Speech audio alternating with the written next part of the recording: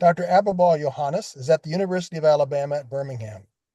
Can you please tell us about your role at UAB and how you came to apply to the American Lung Association for funding for your study, which, as I understand it, is to explore the relationship between COPD and a common comorbidity of depression, and looking for a role for intervention with medications to address the depression in this population?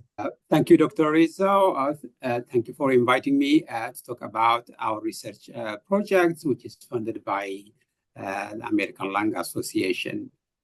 I'm Abebaw Yohannes. I'm a professor of physical therapy at the University of Alabama at Birmingham. And my role at the UAB involves teaching and research. And I have been here over a year. Great.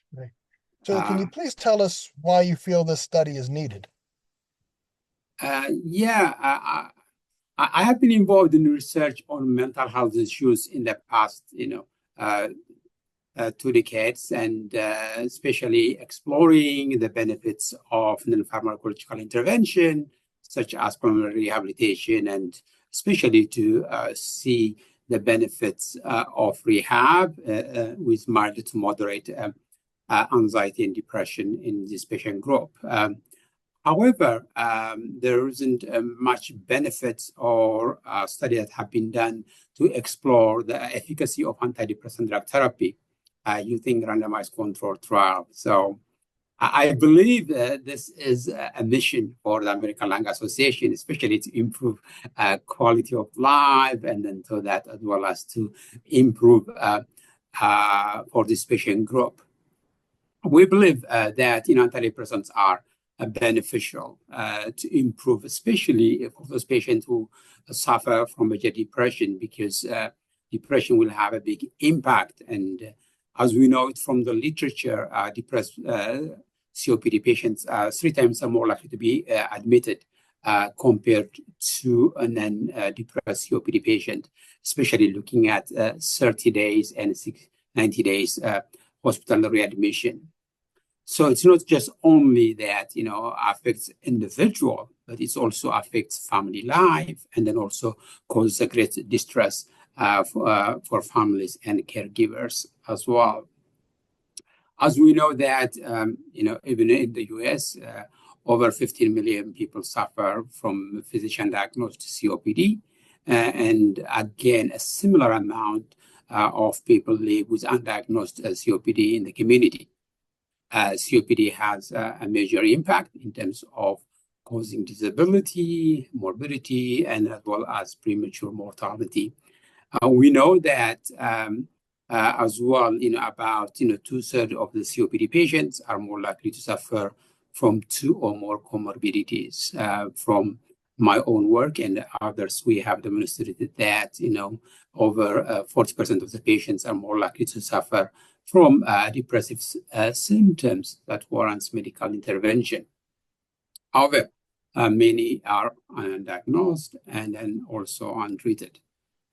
So what would be the implication would that be? Because untreated depression is most likely to be associated with poor compliance to medical treatment, early dropout from rehab programs, and increased risk of exacerbation and emergency care utilization. And as I said earlier, hospital readmission too. We may ask, why this study is needed, because we know that from the literature and then pharmacological interventions have been employed with the comorbid to treat depression or moderate to severe COPD.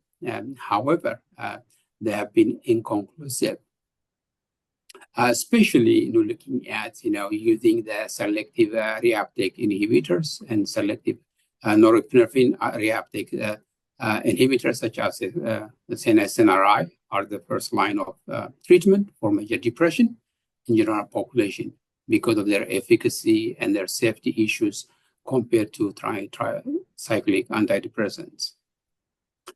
In contrast, what the published literature, especially from 2 major studies that have shown that SSRIs and SNRIs have been associated with elevated risk of poor outcomes in patients with COPD in large observational data compared what we have seen.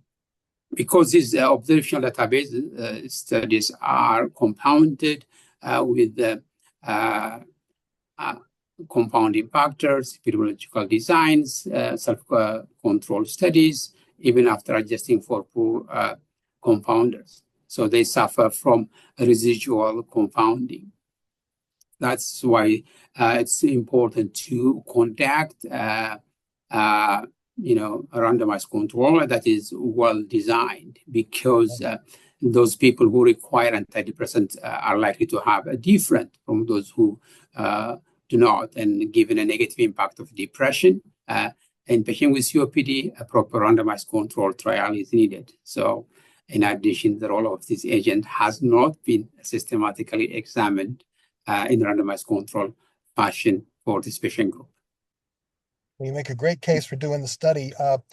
Reading through your information, what is the overall goal of what you're calling this pilot study? Well, this pilot study is important because we want to examine the feasibility of using duloxetine, which is a new type of drug of an SNRI in patients with moderate to severe COPD who suffer from comorbid depression, which is what I regarded it as a major depression. Which is a hypothesis that the use of duloxetine is feasible and acceptable in the treatment of depression as a primary outcome, and also to explore its impact on anxiety, quality of life, dyspnea, and then as well as in terms of exercise capacity, as a secondary outcomes. We hope to test this hypothesis. We proposed 3 phases for this 2-center study to determine 1, acceptability and identify potential barriers of antidepressant treatment. And then also we want to identify barriers and experiences of treating depressions, especially in COPD, by primary care and pulmonary physicians. And third, we want to generally generate pilot data from an open-label study using duloxetine to ascertain acceptability, compliance, tolerability in patients with COPD with comorbid depression. Our goal in this pilot study is to generate the preliminary data necessary for a subsequent interventional multi-center study of antidepressant treatment in patients with COPD with comorbid depression. And reading through your proposal, I believe you have 3 specific aims to the study. Could you please elaborate? Sure. We know that, from the published literature, non-adherence to antidepressant treatments, including my own work, we showed it's quite high. The reason behind for this non-adherence are multifactorial. We know there are patient-centered and as well as physician-centered barriers to the treatment of depression using antidepressant drug therapy.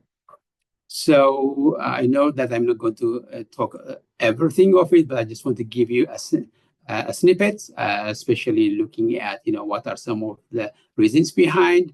One would be like stigmatization of depressions may lead to poor acceptance of treatment, fear of side effects, feeling fed up, angry, or being in denial from the patient perspective and or not bothered, or fear of rejection by family and friends.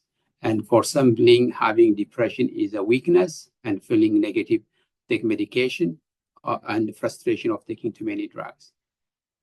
So it's also that, some of the patients blame themselves for the disease. And again, that further erode their self-esteem and motivation to seek treatment for their depressions.